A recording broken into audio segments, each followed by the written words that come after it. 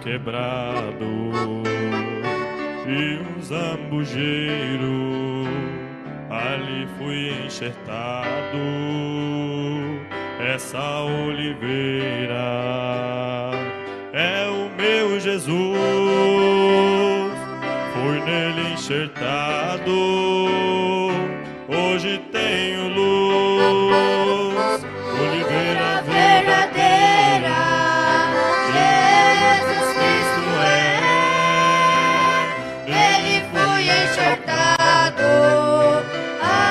Através da fé,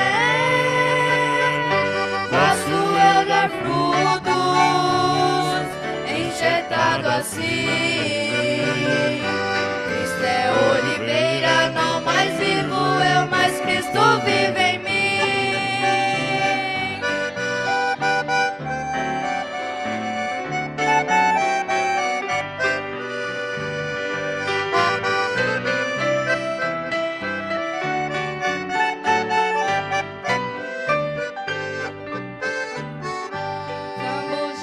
Bravo, não dá frutos bons,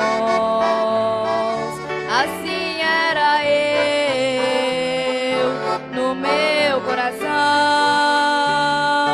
mas porém um dia tudo transformou, eu fui enxertado no meu Salvador,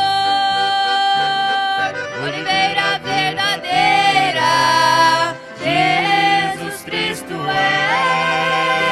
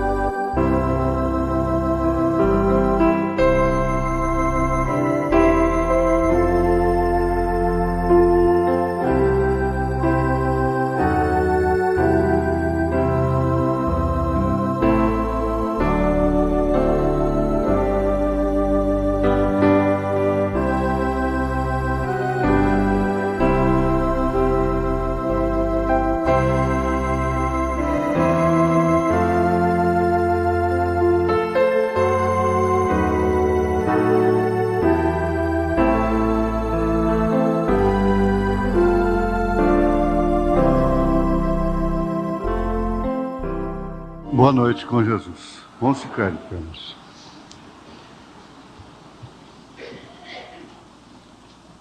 Apocalipse capítulo 6, do verso 1 ao 8.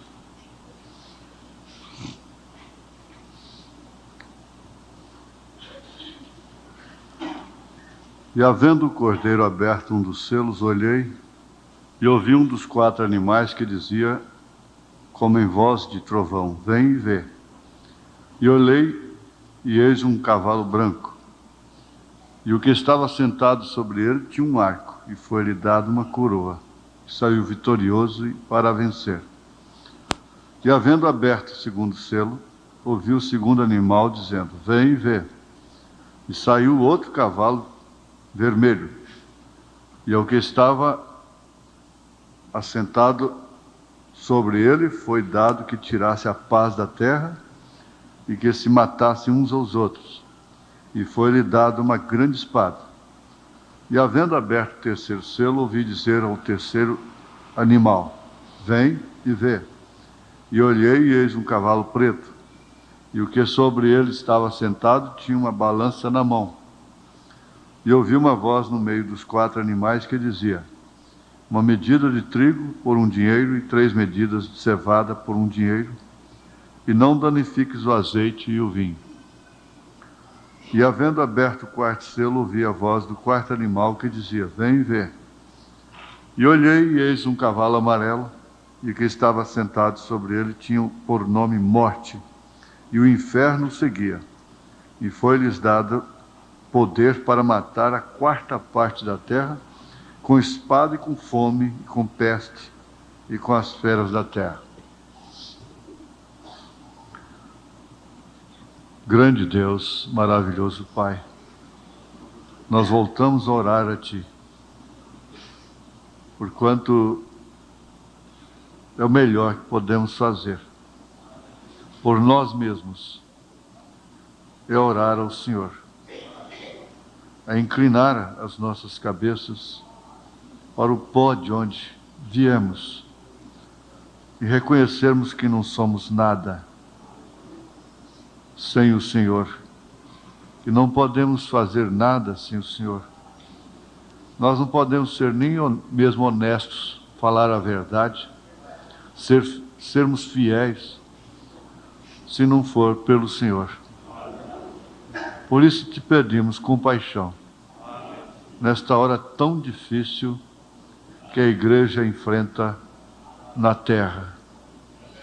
Em nome de Jesus Cristo, vivifica a Tua palavra em nossos corações, para a Tua honra e Tua glória. Amém. Assentai-vos.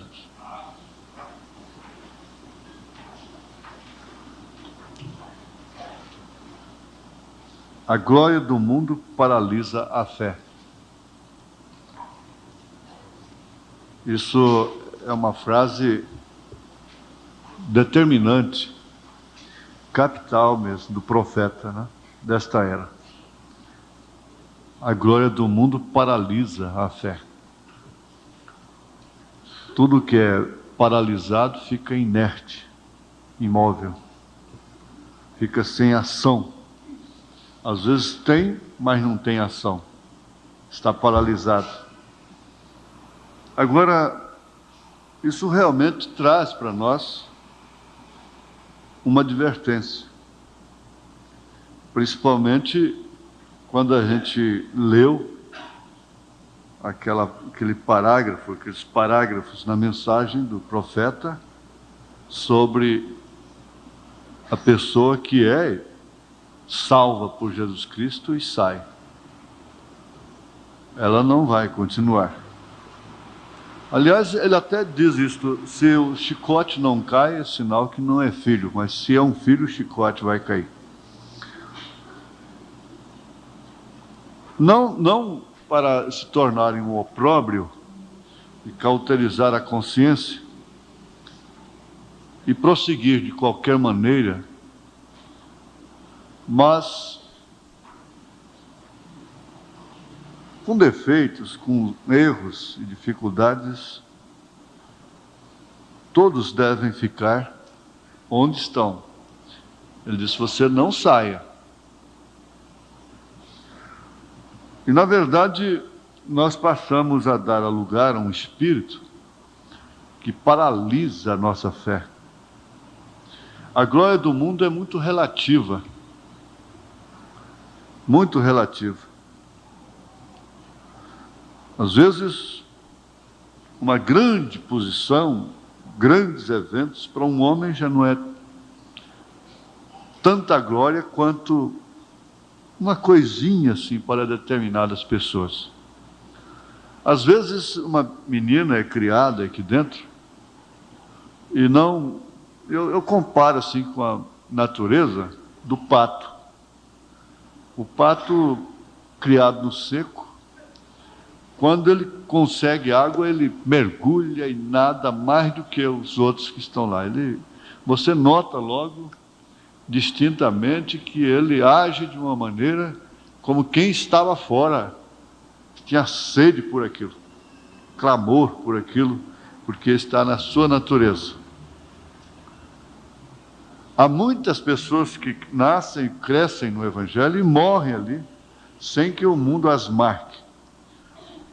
Aquela irmã, aquela moça que havia sido bailarina, ela disse para o irmão Brana, eu gostaria de ser como a Irene, a Hope, a Esperança, não? Porque o mundo marca a gente. Eu disse, Nelly, o sangue de Jesus Cristo lava e purifica de todo pecado. Em outras palavras, você não tem marca mais do mundo.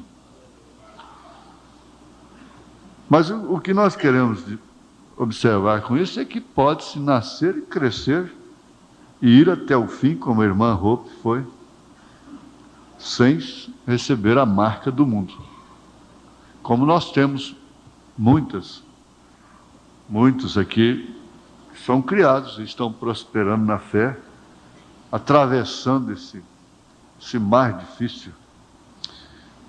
Agora, não é próprio também a gente conjecturar sobre o destino de quem morre nessas circunstâncias, em quaisquer circunstâncias.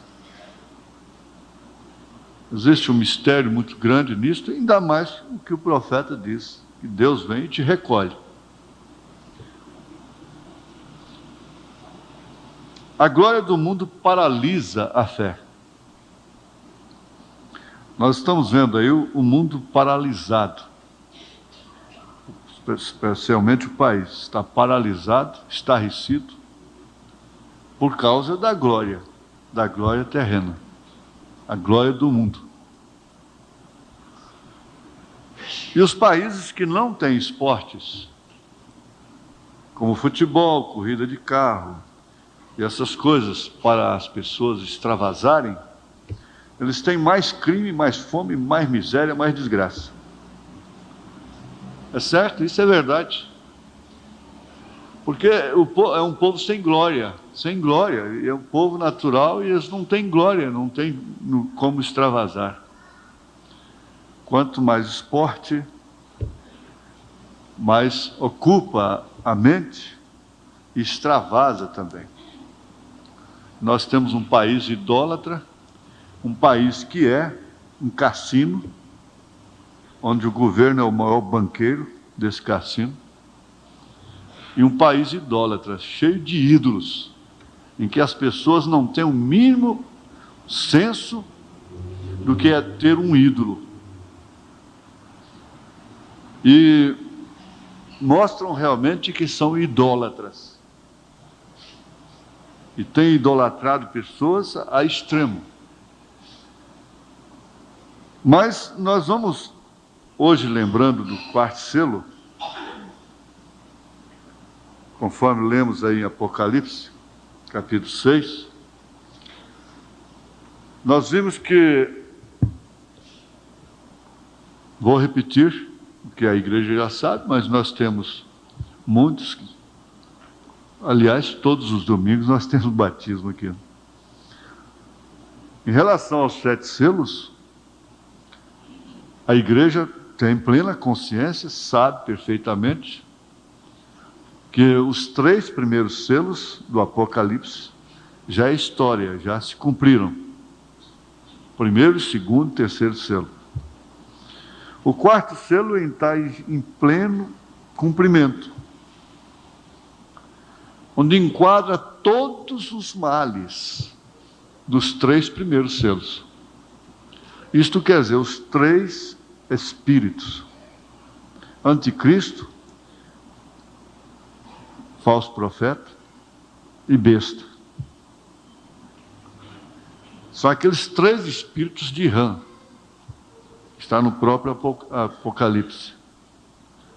E nós já aprendemos, isso é incontestável, que ele não seria completo sem a doutrina das 3 pessoas distintas. Essa marca está na testa.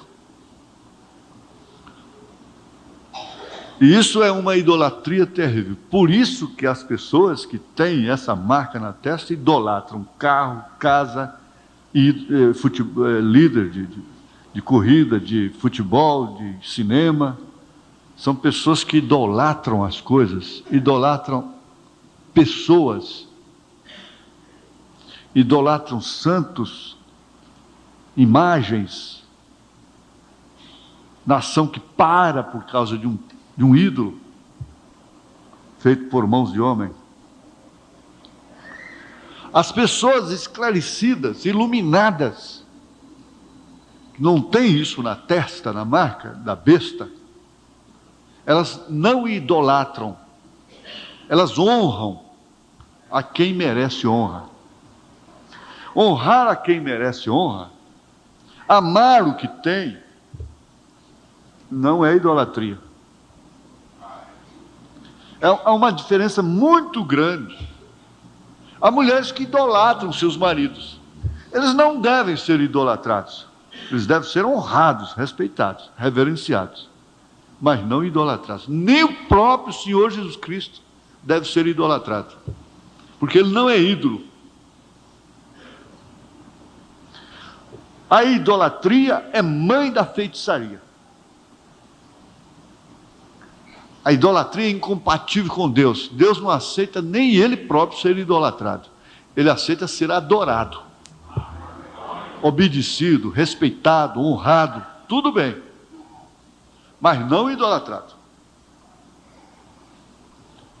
Então, esta é uma luz que nós temos e que ninguém pode tirar. Temos defeitos? Temos. Mas temos uma luz que ninguém pode confundir.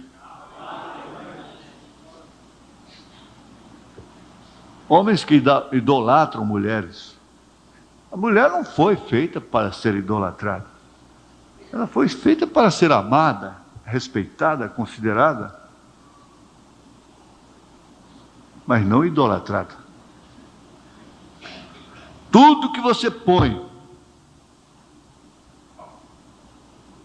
entre você e Deus é ídolo. Não haverá nenhuma coisa entre você e Deus. Não haverá. Nada entre você e Deus. Nem família, nem quem quer que seja. O dinheiro, nada. Nem filho, nem mulher. Por isso, aquele que não deixar pai, mãe, mulher no seu devido lugar e por Deus, não é digno dele. Aquele que não deixar pai, mãe, filhos, terras, isso quer dizer, no seu devido lugar, não entre Deus e si, está idolatrando. Ele não tem parte no reino dos céus. E aqui está a chave pela qual Satanás tem paralisado a fé.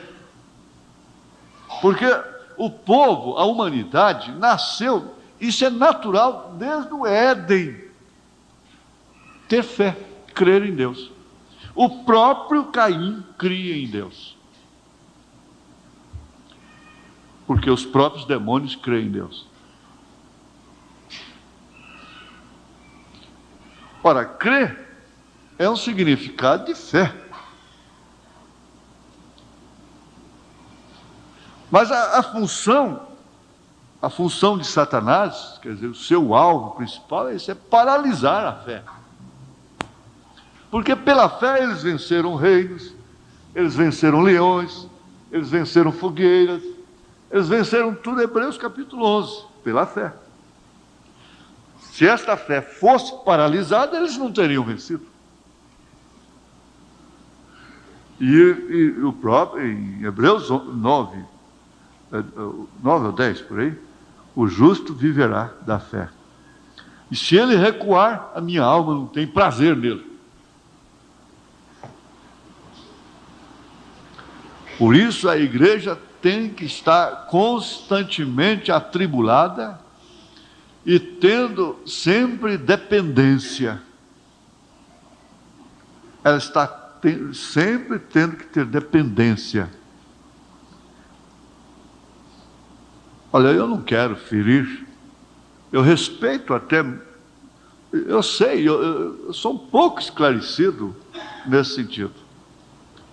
Mas aquilo que eu ouvi, que eu tenho gravado em vídeo, aquela reportagem, quando o repórter disse, a primeira causa, a principal causa de divórcio em São Paulo, que está com 500 e tantos % de divórcio,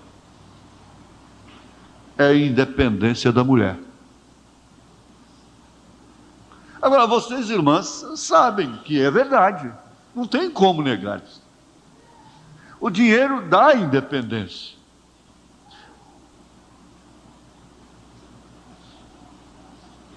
E a independência causa insubmissão.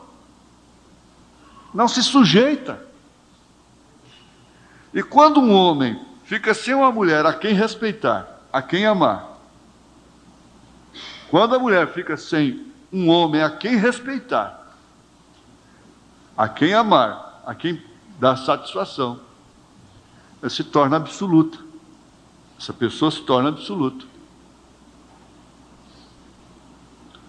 Nós já analisamos, estudamos isso aqui, quando Davi ficou nessa situação, ele causou um grande dano para si mesmo, bem como para o seu povo, porque até então não havia rei que errasse que o povo não pagasse, não havia rei que acertasse que o povo não fosse abençoado. O rei é assim. Se o rei é justo, é bom, o povo é abençoado, o povo prospera. Se o rei tem direção, agora quando ele ficou absoluto e deixou o profeta de lado, então o que ele trouxe? Trouxe uma grande desgraça, um grande peso para si mesmo, como também para o seu povo. E às vezes nós nos encontramos circunstancialmente nesta condição. E isso faz a igreja com a sua fé paralisada, isto é claro, estou me referindo à igreja mundana, com a sua fé paralisada, ela tem tudo de uma forma mecânica, ela é independente, ela tem sua própria bolsa, ela não depende de Deus.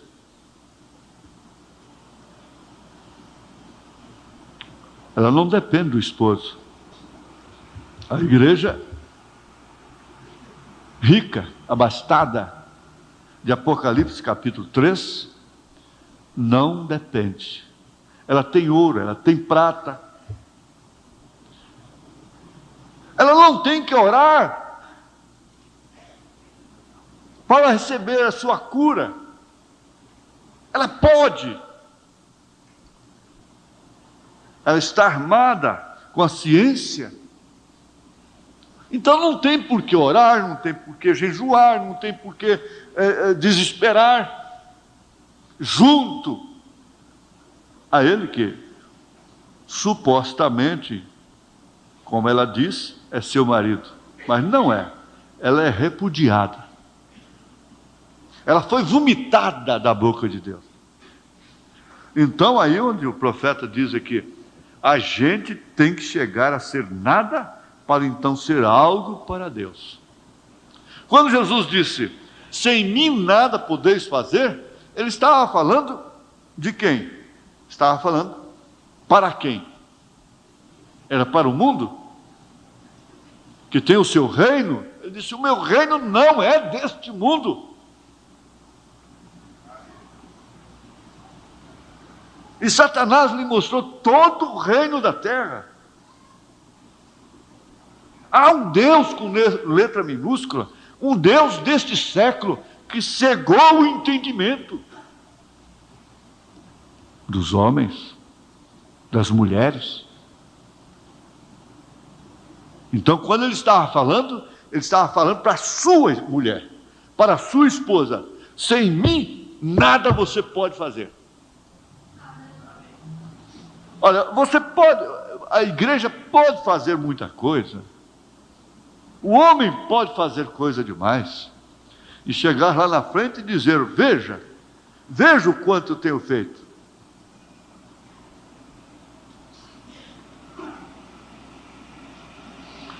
Mas, esse fazer aí, o que ele faz, não permanece. Então ele está dizendo aqui, a gente tem que chegar a ser nada, para então ser algo para Deus. Está no parágrafo 150. A matéria em estudo é o quarto selo. E aí então ele diz, o caminho para cima é para baixo. E ele faz menção de que o homem mais baixo, da cidade mais baixa de então, que era Jericó, subiu numa árvore para ver Jesus. Olhou para baixo para ver Jesus. Agora veja o quanto Deus se humilhou. O quanto Deus se rebaixou. A expressão certa é essa. Porque Deus virar homem, Deus se encarnar, se sujeitar às trevas do ventre por 9 meses, confinado ali, porque Deus fertilizou um óvulo e trouxe ao ventre de Maria, sem que ela sofresse nenhuma sensação. E ele se confinou ali, sujeitou a lei que ele criou, ficou 9 meses lá dentro, e nasceu lambuzado como qualquer outra criança nasce. Chorou, brincou, sentiu dor, sentiu necessidades.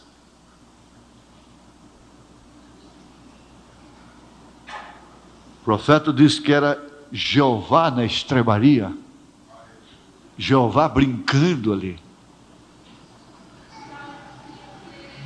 Agora diz, já o pseudo intelectual chega aí e diz, bom, para onde que é o céu, se eu já estou nele?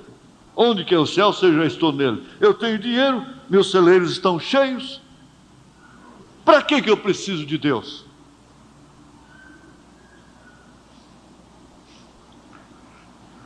Eu não necessito de fé, ele está dizendo. Para que fé? Eu posso resolver tudo. Eu não tenho que resolver nada por fé. Eu não tenho que esperar nada. Eu não tenho que me humilhar, eu tenho que agir dessa forma mesmo. É a maneira lógica, é pela razão. Assim fala o homem natural. E aí então ele vem e diz, louco, esta noite pedirão conta da tua alma. E o que você tem? Para que serve?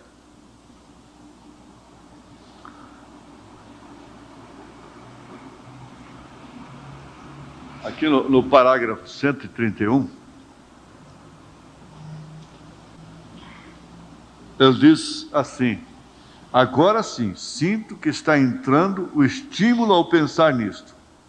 Nem é minha intenção portar-me assim, porém não imagino o que isso significa para mim. Já fazem 4 dias que estou metido nisto e tenho que dizer algo assim para poder sentir-me outra vez humano. para me sentir novamente um humano.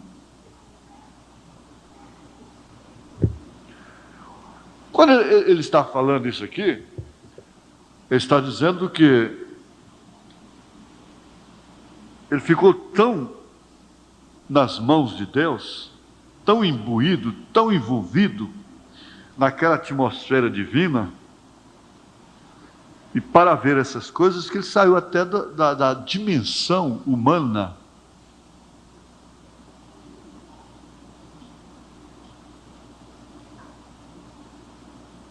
Isso é profundo demais. Isso quer dizer, ele saiu daquela atmosfera humana, da atmosfera de raciocínios humanos, de sentimentos humanos. Ele está dizendo assim que ele ficou véu adentro, a ponto de ele não escutar voz alguma a não ser a de Deus.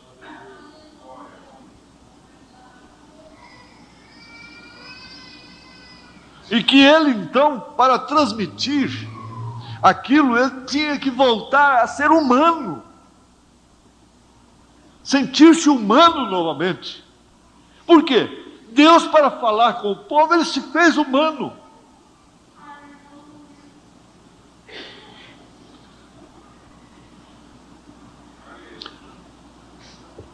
Isso não tem nada a ver com o senhor Papa. Ele nunca passou por uma experiência desta. Nunca. E sabe de uma coisa? No momento em que indivíduos, pessoas, que compõem a noiva, entrarem nessa atmosfera que o profeta entrou, eles não vão se sentir humanos.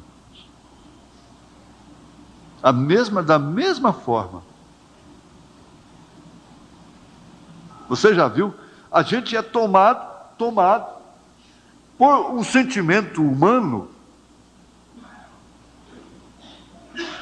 que faz ferver os nossos sentidos, a nossa razão, que a gente faz coisa que não faria no normal. Eu vou te dar um exemplo. Hoje, quando eu vinha para cá cedo, passei ali em frente ao posto Rodão, eu não entendi. Como é que um senhor faz que vai para lá assim, me olhando, eu entrando, e atravessa o carro na frente, friamente, e sobe no passeio, e olha para mim. E eu diminuí o carro e fiz para ele assim, ó. Olhando para ele e ele para mim. Olha, você está doido, né? Só pode estar doido. Fiz assim para ele. Bom, chegou lá na frente, eu voltei a ser humano. Falei, mas meu Deus, eu que estou doido. Eu que estou doido, porque olhando no retrovisor, se o homem não estava me seguindo. Falei, eu que estou doido. Não é ele, não. Ele não tem nada que perder. Mas é porque a gente deixa se levar por um sentimento de razão, de lógica. E naquela hora a gente perde o sentido. Perde o bom senso. E faz coisas que dentro do normal a gente não faria. Eu tive um pastor auxiliar, eu já contei isso aqui. Pastor Isaías. Ele me contava, ele repetia muito suas mensagens, e onde ele ia pregar assim, que não era muito conhecido, eu já sabia que ele ia pregar, praticamente. Não tinha muito repertório para pregar. Mas o que ele pregava tinha decorado já, ele pregava espumando a boca e violento mesmo. E ele contava isso cada vez com mais unção. E ele foi realizar um culto numa fazenda, lá um pessoal, e congregava ali, e foi com um mensageiro especial, e que o povo estava esperando. E o ônibus parou na estrada lá, e ele entrou no pasto com a pasta na mão, a Bíblia, e estava tão no espírito, e tinha uma vaca muito brava mesmo, uma vaca que pegava, vinha de longe, bufando mesmo. A vaca estava atrás dele, junto com ele ali, e ele batia a pasta na cara da vaca, todo o tempo, e a vaca, o povo lá estarrecido, esperando ele lá no curral, lá, na sede, estarrecido. Quer dizer, ele chegou lá como um Deus.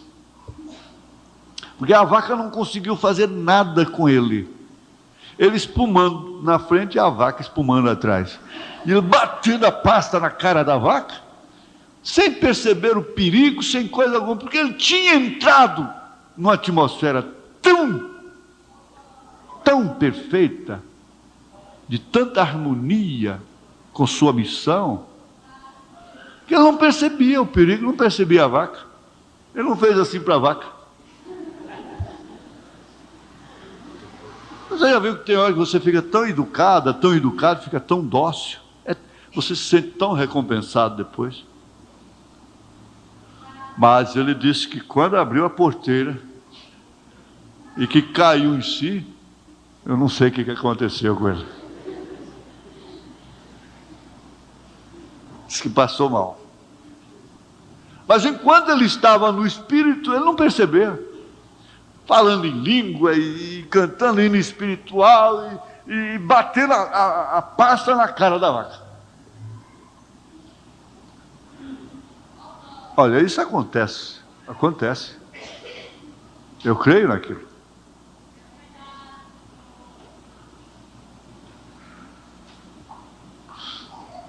Então, de ambos os lados, tanto num extremo como no outro, acontece. Agora é só nós raciocinarmos. Por quê? Sabe por quê, irmãos? É o seguinte, nós já estudamos aqui sobre a condição do tempo. Nós estamos numa atmosfera inteiramente diabólica, enganosa. A glória do mundo tem paralisado a fé.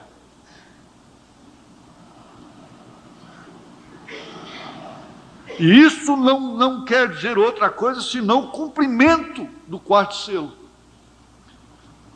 que, conforme já fizemos, reúne todos os males.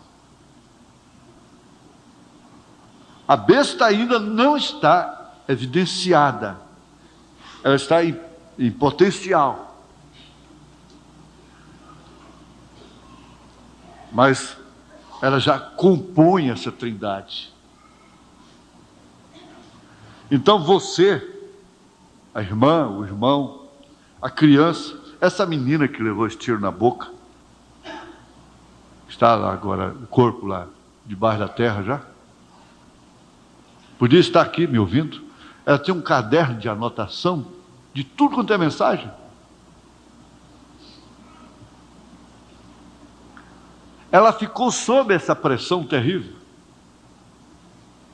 Porque ela chorou para não sair.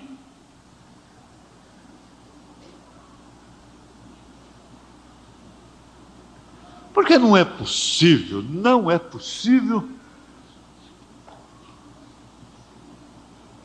Eu digo com experiência própria, falo de mim mesmo, que nós estejamos satisfeitos com determinadas atitudes nossas. A gente raciocina, a gente pensa, gente, tem que haver uma coisa. Não é possível eu agir desta forma.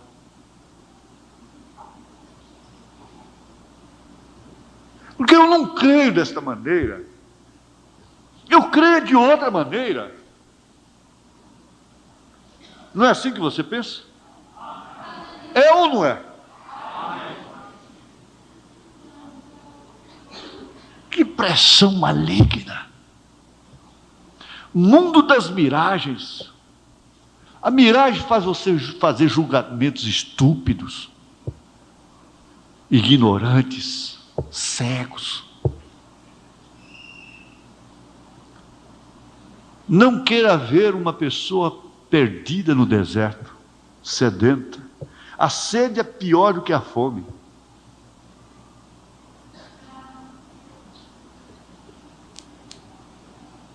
A sede é pior que a fome. E a pessoa vê oásis. A pessoa vê oásis. Vê água cristalina. E ela corre, chega lá e mergulha. Quando dá conta, ela mergulhou na areia. Não existe água ali, é miragem. É sede.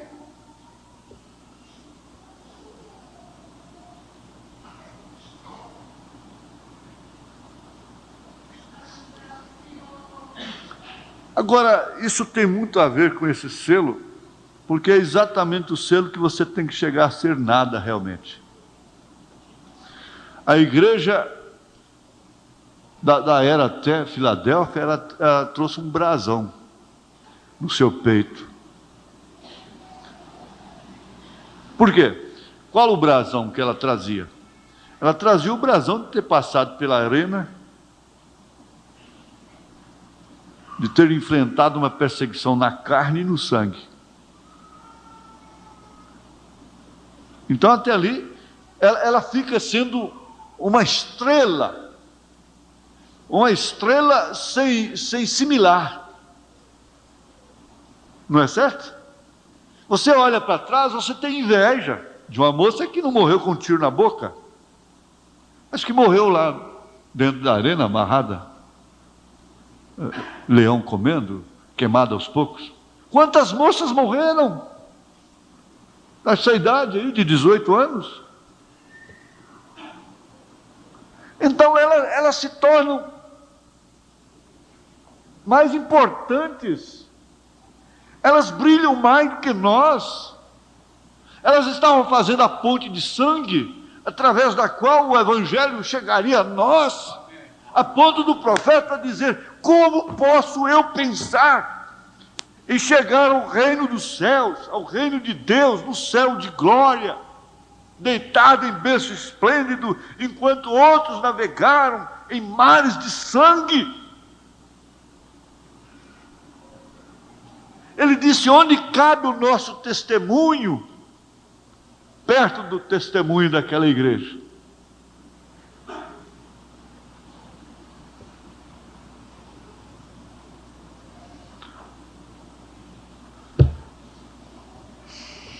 Vai até onde isso?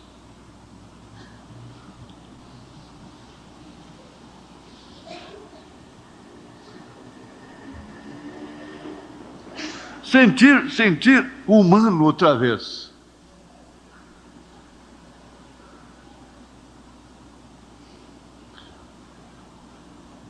Quando os discípulos, os apóstolos Pedro, Tiago e João, foram separados por Jesus, e ele foi com eles lá para o Monte da Transfiguração.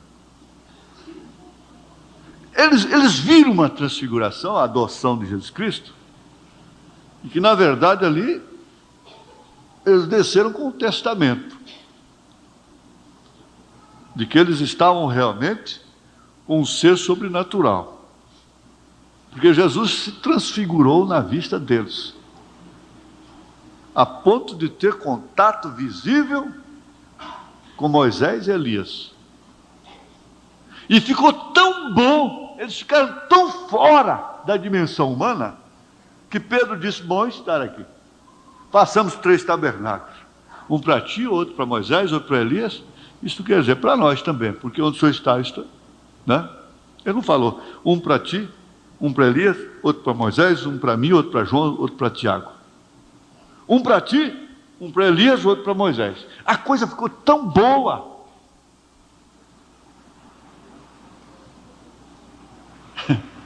Ficou tão gostosa, que eles praticamente deixaram de ser humanos naquela hora.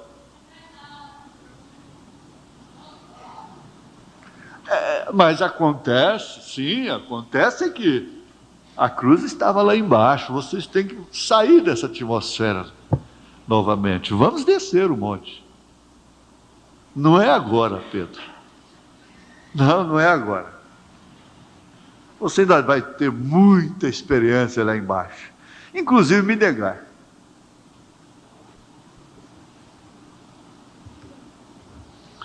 Agora, uma coisa muito, muito precisa, que como o irmão Vitório estava lembrando, Paulo disse que repetir as coisas para Paulo, quem sabe ele pensava assim, não? Que aquilo fosse até enfadonho, mas ele disse, é segurança para vós. É segurança. Aqui nesse selo, quarto selo, parágrafo 120, vocês, os anotadores, já devem ter uma boa relação sobre isso.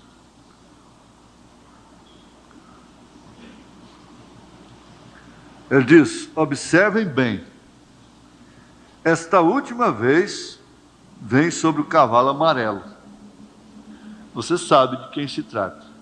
É do anticristo falso profeta. Cavalo branco, cavalo vermelho, cavalo amarelo. Porém, veja, ele é uma trindade.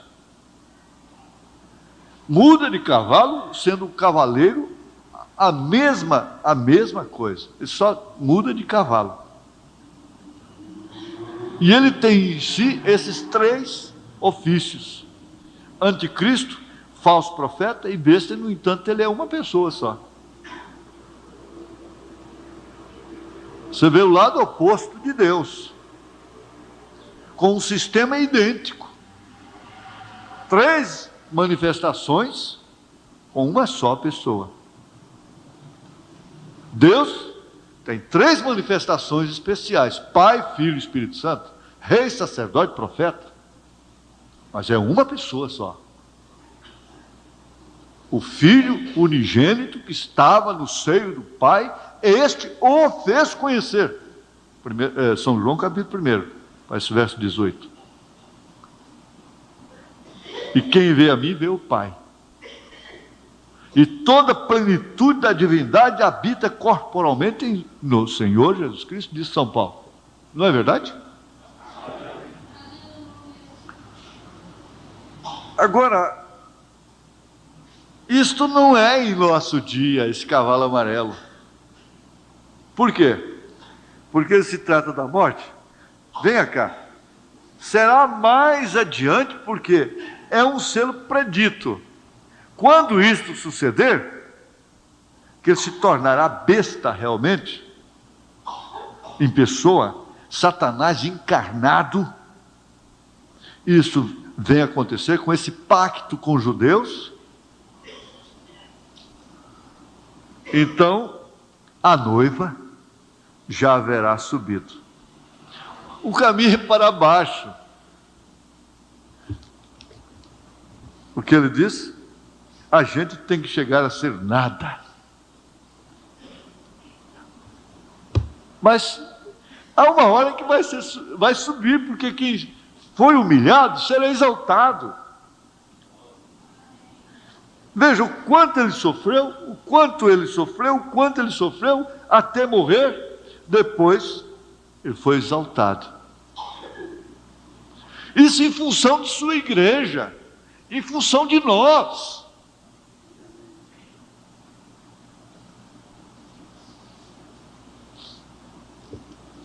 Não tenha dúvida, irmão, que a condição do tempo em que nós estamos vivendo é pior do que a das arenas. É pior. O profeta diz que é.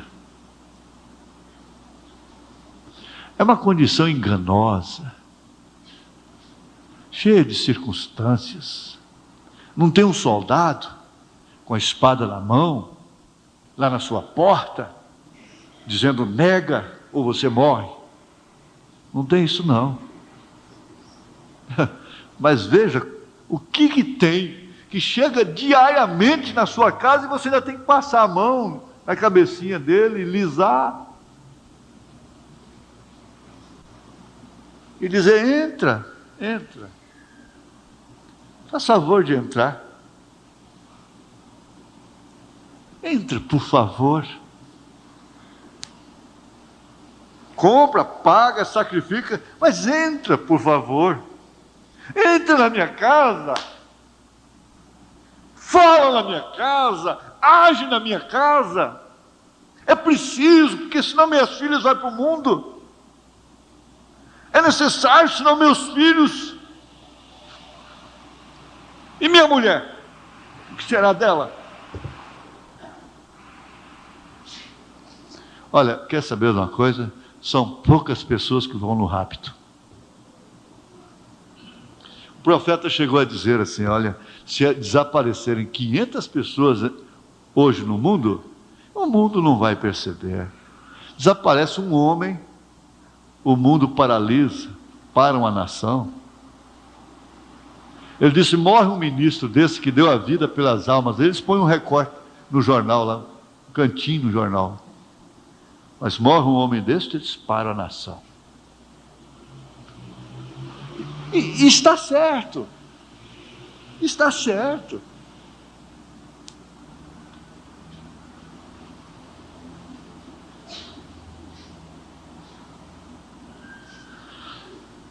Se Deus tem vindo a você e te mostrado essas coisas, quase que por baixo da mesa, pelo buraco da fechadura, olha, faça uma coisa, não deixe se atrapalhar por causa de ninguém, não. Por causa de mulher, por causa de marido, por causa de filho, por causa de quem quer seja, por causa de pastor, por causa de diácono, por causa disso, por causa daquilo. Não deixa não.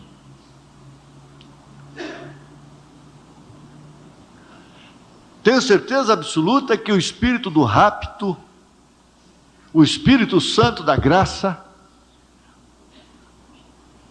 não vai deixar você sair com tonterias,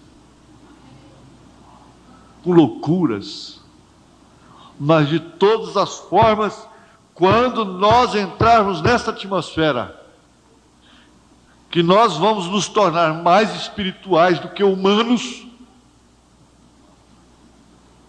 olha lá se as pessoas que estão morrendo por causa de nós vão nos querer realmente. Olha lá, eu duvido muito. Você já viu que há uma garra pessoal que não é de Deus? E existe uma impregnação entre as famílias que ela é prejudicial, ela é comprometedora.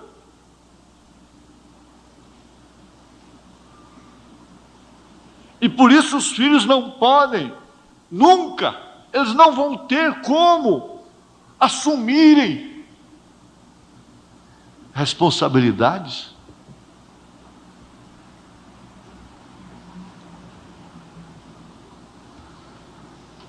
O tempo já se foi. E eu gosto muito dessas coisas, mais do que... O sermão tem, isso, é claro, seu lugar, cada hora, né? Mas, para mim, isso é o que realmente forma a estrutura da igreja, a substância da igreja. Então, quando você vê estas coisas, na sua meditação agora, você pode entender perfeitamente. E lembrar de momentos que você estava numa atmosfera tão espiritual e você não estava muito humano. Quando você está muito humano, então os sentimentos humanos ficam ativos. Até mesmo a dó, a compaixão, que tanto nos compromete.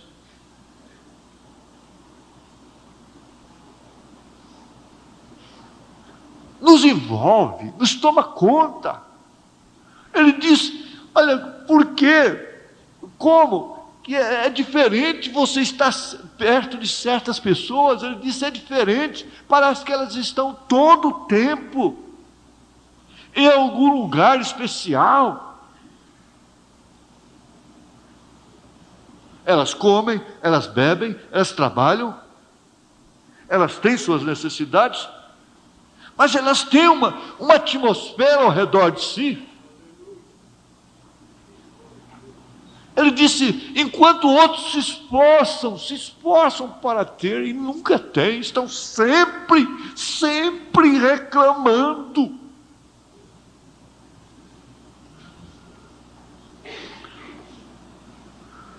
Nós estamos sob efeito disso aqui. Os selos estão em pleno cumprimento. Nós pensamos, o mundo religioso pensa em Apocalipse. Você vai ver realmente. Quem ficar aí para o juízo final, eles vão ver dinossauro. Tem tanta fome de dinossauro agora. Agora lá no Flamboyant tem dinossauro. Não sei mais onde tem dinossauro. Tem família de dinossauro. Tem bonequinho de dinossauro nos carros. É tanta coisa de dinossauro. Um dia era pato, Donaldo, tanta coisa. Daqui a pouco você vai ver. Quer dizer, você vai ver em força de expressão. Eles vão ver dinossauro pisando realmente em edifício e achatando eles. Formigas com asa de 30 metros. Tudo que estão fazendo de alucinação na televisão, no cinema, vai existir. Aquele macacão enorme, mais alto que o edifício, pisando tudo, pegando em alta tensão e jogando tudo, poste no chão. Eles filmam isso, estão fazendo já. E esses filmes de pavor, essas coisas todas, vai cair o pescoço lá no chão e pula de novo no corpo. Não, agora não é hora de morrer, não. Você tinha tanto medo da morte, por que você quer morrer agora? Mas o importante é isso. Quando isso suceder, a noiva já haverá subido. Quando esse indivíduo aparecer sobre a terra e trazer todas essas pragas virão sobre a terra. Ele chegará a ser completamente o diabo. Você já viu quando a pessoa está endiabrada, o que ela faz? Ela passa a mão na penteadeira assim, joga tudo no chão. Joga tudo. Vai na cristaleira, joga tudo no chão. Quebra a cadeira, bate de quebra tudo, aquele homem, aquela mulher, e endemoniado. Ora, que o diabo ficar solto nesse mundo. Tempestades, raios, terremotos, peste, fome.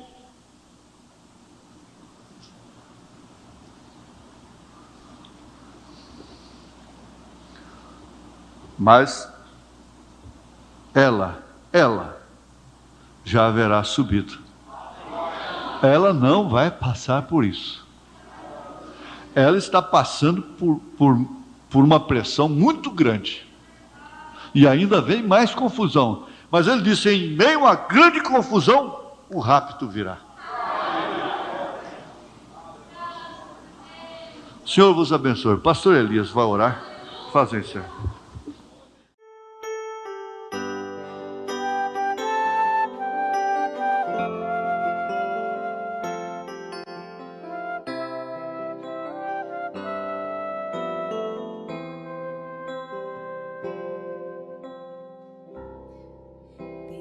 Tentei achar pra minha vida um só motivo, um bom amigo que pudesse confiar, mas o caminho que escolhi era deserto, sem ter por perto alguém pra me ajudar. A solidão ficou por companheira.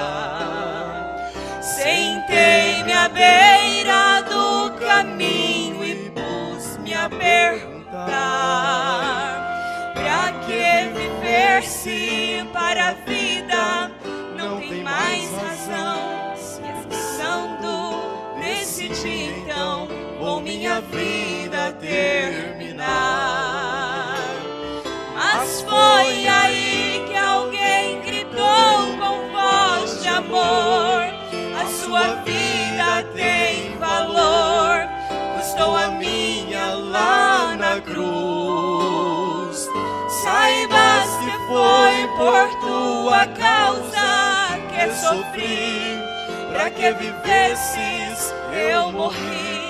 Então olhei, era Jesus.